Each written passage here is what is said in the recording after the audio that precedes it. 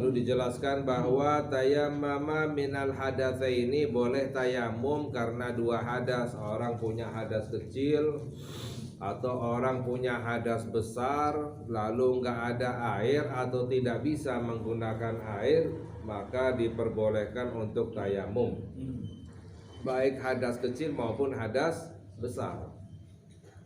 Ya, sedangkan juga para ulama menjelaskan boleh bertayamum karena kedinginan. Ya, jadi misalnya ada air tapi sangat dingin dan tidak ada pemanas yang digunakan untuk memanaskan atau menghangatkan air, ini boleh tayamum. Misalnya di daerah yang dingin, airnya dingin, nggak ada pemanas, boleh untuk tayamum. Ya, tapi harus digodok. Jadi tayamumnya kalau karena kedinginan harus di sholatnya. Wala yusalli bihi illa fardhan wahidan, dan nggak boleh sholat dengan tayamum kecuali satu sholat wajib. Kalau sholat sunnah boleh lebih dari satu, tapi kalau sholat wajib tayamum, satu tayamum untuk satu sholat yang wajib. Dan boleh untuk sholat banyak sholat sunnah. Faslun furudut tayamum khamsatu asya'i.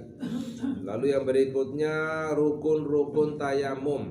Ya, rukun-rukun tayamum itu ada 5. Yang pertama adalah naglul turabi, memindahkan tanah atau debu, dipindahkan dari tanah ke badannya. Ya. Jadi kalau seandainya kena angin yang ada debunya itu nggak cukup, harus ada memindahkan tanah dari debu dari tanah ke badannya.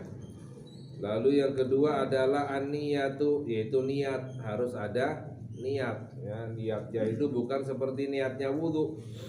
Ka'an yanwiya istibahata fardhi shalah, yaitu sholat untuk istibahatu fardhi shalah. Jadi niatnya itu untuk boleh fardu sholat. Ya, niat tayamum untuk bolehnya fardu sholat atau sholat fardu. Jadi nggak cukup kalau niatnya itu mengangkat hadas kecil atau hadas besar, karena tayamum tidak mengangkat hadas. Tayamum itu tidak mengangkat hadas, hanya diperbolehkan untuk sholat. Jadi saya niat tayamum untuk boleh sholat wajib, saya niat tayamum untuk baca Al-Quran misalnya, saya niat tayamum untuk sholat sunnah. Nah, istibahatu fardhis shalah, ya saya boleh pakai bahasa Indonesia boleh. Ya. Lalu wa mashul wajhi, dan rukun tayamum yang berikutnya adalah mengusap mukanya. Jadi ditempelkan tangannya ke tanah itu lalu diusapkan ke mukanya. Ya. Dan gak harus banyak debu. Jadi gak harus ngambil debu banyak tanah. Justru sunnahnya itu diringankan. Jadi ditempelkan ke tanah lalu ditepukkan tangannya, diringankan, ya. Lalu baru diusapkan ke mukanya, ya. Sedangkan para ulama kalau pendapat madhab al-Imam Asy-Syafi'i radhiyallahu taala anhu harus dengan debu, ya. Jadi nggak boleh misalnya dengan kapur atau dengan yang lain, itu nggak boleh, harus debu. Ya. Tapi ada pendapat madhab yang lain boleh dengan apapun. Karena di dalam Al-Quran Allah berfirman fatayammamu sa'idan thayyiba, bertayamumlah dengan sa'id. Nah, sa'id di sini ulama berbeda pendapat. Menurut pendapat Al-Imam Asy-Syafi'i itu harus dengan tanah yang berdebu, tanah yang ada debunya, ya. Menurut pendapat madhab yang lain, sa'id di sini semua yang ada di atas muka bumi,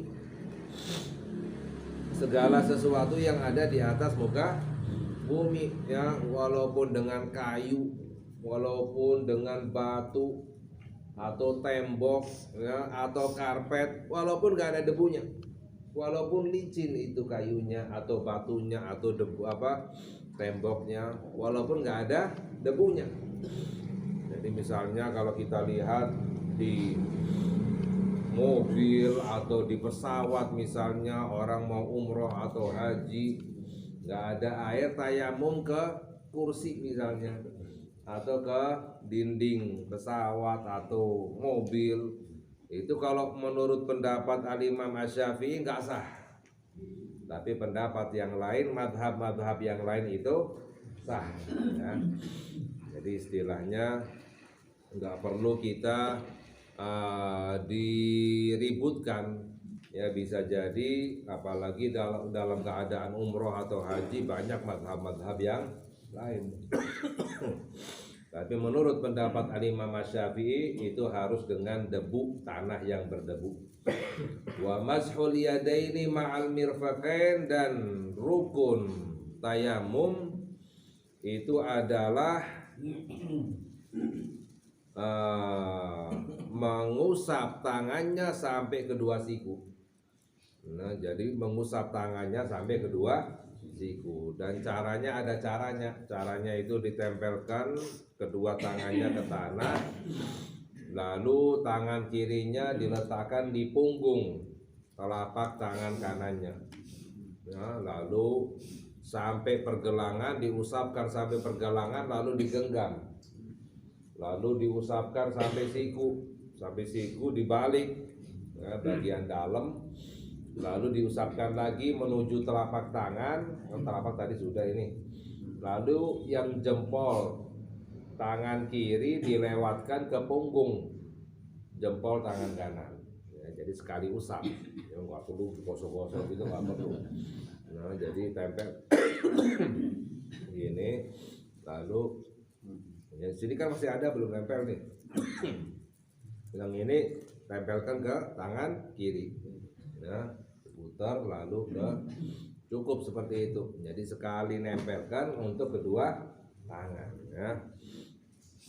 Lalu yang kelima adalah tertib, harus urut. Nah, muka dulu baru tangan, nggak boleh tangan dulu baru muka. Hanya itu ya, itu adalah rukun daripada tayamum. Bituhri jami'i badanihi magdurin alaihi, dan dengan syarat. Jadi tayamum itu ada syarat-syaratnya. Syarat yang pertama adalah dengan sucinya semua badannya yang bisa disucikan.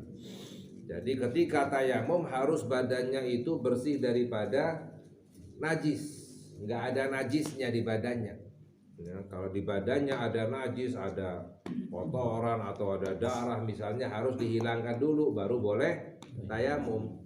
Kalau masih ada najisnya nggak boleh tayamum. Wa taqaddamal istihadi fil qiblati wa taqaddumul istihadi fil qiblati, dan harus beristihad kiblat terlebih dahulu, harus tahu arah kiblat. Jadi kata tayamum harus tahu arah kiblat dulu sebelah mana. Lain hanya kalau wudu nggak harus ya kan. Kalau tayamum itu harus. Wa faslun, yang berikutnya adalah syurutut tayamum isyruna syai'an. Syarat tayamum juga ditambah 20 lagi. Ayyakuna biturabin, harus dengan tanah. Jadi kalau menurut pendapat Al-Imam Asy-Syafi'i harus dengan tanah. Wa ayyakuna khalisan min anil khalid, dan bersih daripada campuran. Tanahnya itu bersih daripada campuran. Kalau tanah campur dengan kapur misalnya nggak boleh ya. Wa an la yakuna musta'malan, dan tidak tanah yang musta'mal, yang sudah digunakan untuk tayamum atau menghilangkan najis. Jadi tanahnya itu bukan tanah yang musta'mal ya, yang sudah bekas. Kalau sudah bekas nggak boleh. Wa ayyakuna tahiran, dan tanahnya itu suci ya, tidak terkena najis ya. Wa ayyakuna lahu ghubar, dan ada debunya. Jadi harus tanah yang ada debunya. Kalau tanah yang nggak ada debunya, misalnya tanah liat, ya itu nggak boleh. Wa ayaksidahu, dan harus ada niat untuk memindahkan tanah, memindahkan debu dari tanah ke mukanya dan ke tangannya. Falau safathu rihun lam yakfihi, kalau ditiup dengan angin yang ada debunya itu nggak cukup, harus ada perpindahan debu dari tanah. Wa yakuna bi darbatain, darbatun lil wajhi wa darbatun lil yadain, dan dengan dua pukulan, maknanya dengan dua tepukan, ya, dua kali. Ya, nggak cukup misalnya ngambil tanah satu kali tepuk, lalu yang satu buat muka, yang satu buat tangan, nggak bisa, harus dua kali. Satu pukulan untuk muka, ngambil lagi baru untuk kedua tangannya, ya. Wa yataqaddamahu talabul ma'i bi haddi raudhin, dan harus didahului dengan mencari air dengan batas raudh. Batas raudh itu kurang lebih 150 meter.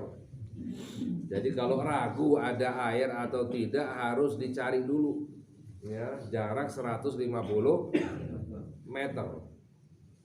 Nggak boleh langsung tayamum, nggak boleh kalau ragu. Tapi kalau yakin nggak ada air baru boleh langsung tayamum. Tapi kalau ragu masih harus cari dulu, kurang lebih 150, ya, kurang lebih. Intawahamahu, kalau ragu. Wa gurbin ayyatakan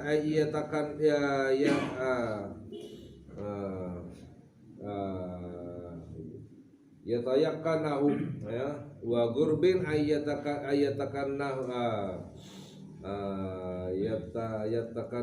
yatakannahu, ya, fihi, dan harus mencari jarak gurbin. Jarak gurbin itu kurang lebih 1 kilo, 1 kilo atau 1,5 kilo kalau yakin adanya air.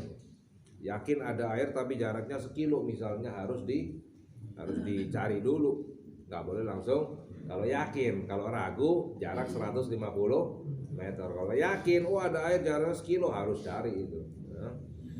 Kecuali kalau yakin nggak ada air baru boleh langsung tayamum, ya. Dan masalah tayamum, kalau di tempat biasanya ada air lalu nggak ada air, itu sholatnya harus digodok. Misalnya di rumah kita atau di tempat kita air mati misalnya, air, ya, nggak ada air sumur, nggak ada air PDAM. Biasanya kan ada air, lalu kita tayamum, itu harus digodok sholatnya. Kalau di tempat yang biasanya nggak ada air baru boleh tidak digodok, di padang pasir misalnya. Tapi kalau di tempat biasanya di situ ada air, lalu suatu saat nggak ada air kita tayamum, sholatnya harus digodok, ya. Wa yakuna talabul ma'i wan nagli fil waqti, dan mencari airnya itu serta tayamumnya setelah masuknya waktu sholat, ya. Kalau wudhu kan boleh sebelum masuk waktu sholat, tayamum harus setelah masuk waktu sholat. Wa an yatayakkanahu fakduhu, wa yatayakkan fakduhu, dan yakin nggak ada air.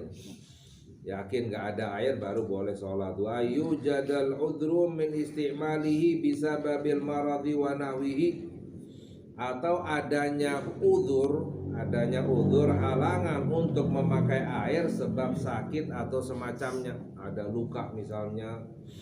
Nah, kalau misalnya ada luka misalnya di tangannya atau di mukanya atau di kakinya, nah, caranya sebenarnya adalah wudhu dulu, lalu di tempat yang ada lukanya baru tayamum.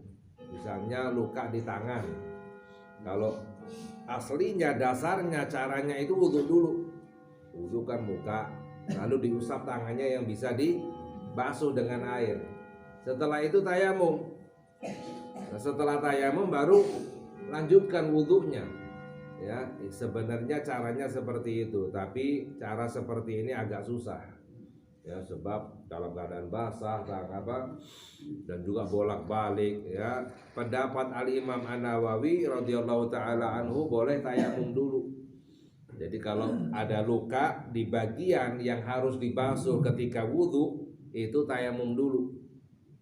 Ya, ada luka atau ada perban misalnya di tangannya atau di kakinya, tayamum dulu, tayamum muka dan kedua tangan, baru setelah itu wudhu. Ya, wudhu dibasuh di bagian yang bisa dibasuh, ya seperti itu.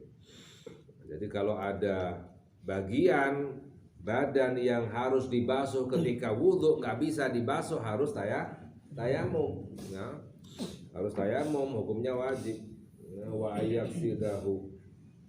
Lalu wa aitu jadal hajatu ilal ma'i, atau ada air tapi digunakan untuk keperluan. Ada air tapi digunakan untuk minum misalnya, itu boleh untuk tayamum. Wa ayyujadal mani'u manal khawfi ala nafsihi au irdihi au malihi, atau ada air tapi ada halangan, ada yang menghalangi. Misalnya khawatir terhadap dirinya, ada air tapi di situ banyak buayanya misalnya. Ya, di tempat ya ada sungai tapi di situ ada banyak binatang buas misalnya, itu boleh tayamum, ya. Atau ada musuh misalnya, khawatir terhadap dirinya atau keluarganya atau hartanya, itu boleh tayamum. Ya, sedangkan tayamum kalau seandainya diperlukan untuk minum, itu hanya diperbolehkan untuk makhluk hidup yang muhtaram namanya, makhluk hidup yang terhormat. Ya, kalau ada air tapi harus digunakan untuk minum boleh, tapi khusus untuk minum makhluk hidup yang terhormat. Nah, karena di dalam syariat Islam ada makhluk hidup yang terhormat, ada yang tidak terhormat, itu ada 6. Selain 6 ini terhormat, ya. Yang pertama adalah untuk babi. Ini enggak terhormat dalam Islam, jadi nggak boleh. Oh, ada air, oh tapi perlu untuk ngasih minum babi misalnya, nggak boleh, ya. Harus dipakai untuk wudhu. Yang kedua adalah anjing gila. Kalau anjing yang tidak gila itu masih dianggap terhormat dalam Islam, boleh dikasih air. Ya, kalau nggak ada air kecuali untuk minum anjing yang tidak gila, itu boleh, ya, kita tayamum. Tapi kalau untuk anjing gila tidak boleh, karena dianggap makhluk hidup yang tidak terhormat. Lalu yang ketiga adalah orang murtad. Naudzubillah min dzalik. Orang murtad, tadinya Islam, keluar dari Islam, itu dianggap makhluk hidup yang tidak terhormat, nggak boleh dikasih air. Oh, ada air untuk kehausan ada orang, tapi ini orang murtad, ya, itu nggak boleh. Harus digunakan untuk wudhu daripada digunakan untuk minumnya orang murtad, karena dianggap makhluk hidup yang tidak terhormat, ya. Lalu yang keempat adalah orang kafir harbi, orang kafir yang memerangi orang Islam, ya, itu dianggap makhluk hidup yang tidak terhormat. Kalau orang kafir yang tidak memerangi masih dianggap terhormat, yang bukan murtad, yang tidak memerangi orang Islam masih dianggap terhormat. Tapi kalau memerangi orang Islam nggak boleh dikasih minum air. Lalu yang kelima adalah tarikus sholah, orang yang meninggalkan sholat. Orang meninggalkan sholat dalam Islam dianggap makhluk hidup tidak terhormat. Oh, ada air untuk kehausan orang Islam, tapi ini orang meninggalkan sholat, nggak boleh, harus digunakan untuk wudhu. Ya, sebab orang tidak sholat, orang yang meninggalkan sholat dianggap makhluk hidup yang tidak terhormat, ya. Yang keenam adalah zani muhson, pezina yang statusnya sudah menikah. Ya, itu karena apa? Hukumannya mati. Ya, dianggap makhluk hidup yang tidak terhormat. Pezina statusnya sudah menikah, zani muhson itu namanya. Itu dianggap tidak terhormat. Ya, ada air untuk satu orang kehausan, tapi ini pezina udah menikah, nggak boleh kasih air. Ya, seperti itu. Nah, ini adalah 6 makhluk hidup yang tidak terhormat. Selain ini dianggap terhormat, ya. Nah, Nah, ini merupakan daripada syarat-syarat sahnya tayamum. Nah, insya Allah yang lain kita kaji lagi pada lain kesempatan. Semoga Allah memberi hidayah kepada kita. Allah ampuni dosa-dosa kita. Allah kabulkan hajat kita. Amin ya rabbal alamin. Wassallallahu ala sayyidina Muhammad wa ala alihi wasallam. Walhamdulillahi rabbil alamin.